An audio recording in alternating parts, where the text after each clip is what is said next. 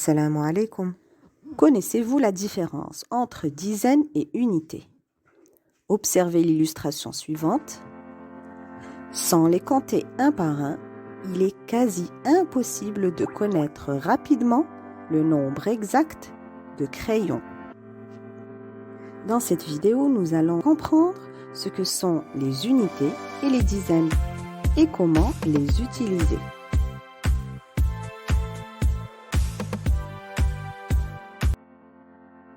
Distinguer dizaines et unités permet tout d'abord de pouvoir lire et écrire les nombres à deux chiffres. Un objet isolé s'appelle une unité. Des objets isolés qui ne peuvent pas faire un groupement de 10 s'appellent des unités. Un groupement de 10 objets s'appelle une dizaine. On peut s'aider d'un tableau pour indiquer le nombre de dizaines et le nombre d'unités. Prenons l'exemple des cubes. Une unité, c'est une seule chose, c'est-à-dire un seul cube. Il n'y en a qu'un. Voici quelques cubes. On va les compter ensemble. 1, 2, 3, 4 et 5. On dit alors qu'il y a 5 cubes, ou bien il y a 5 unités. Passons maintenant au groupe de cubes suivants. Comptons-les ensemble. 1, 2, 3, 4, 5, 6, 7, 8, 9, 10, 11 et 12.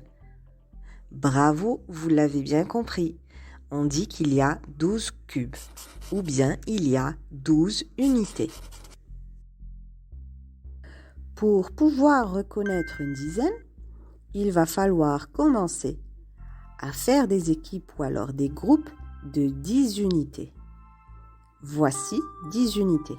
1, 2, 3, 4, 5, 6, 7, 8, 9 et 10.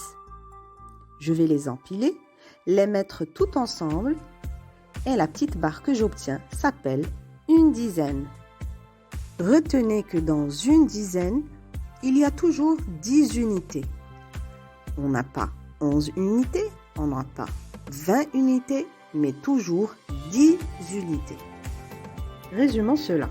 Mes 10 petits cubes empilés forment une dizaine. Je peux dire aussi que mes 10 unités empilées forment une dizaine.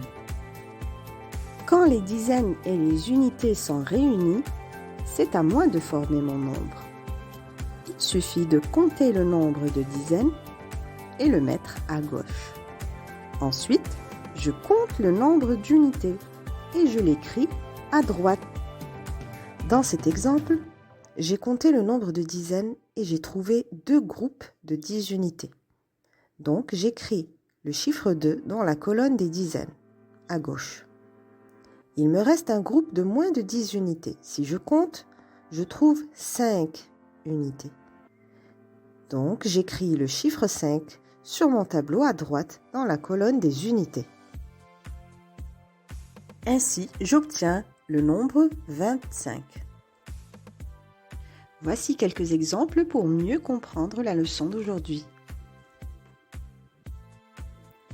Si j'ai une dizaine et 9 unités, mon nombre est le suivant. 19.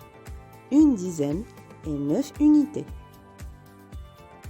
Si j'ai 3 dizaines et pas d'unité, donc 0 unité, ça me donne 30.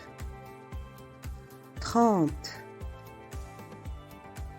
Maintenant, on a 2 dizaines et 6 unités.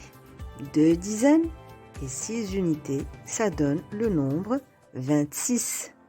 2 dizaines et 6 unités, 26. Vous vous rappelez de l'exemple que je vous ai montré au tout début de la vidéo? Essayons ensemble de retrouver le nombre exact de crayons en appliquant la méthode des dizaines et des unités. Voici mon groupe de 10 crayons.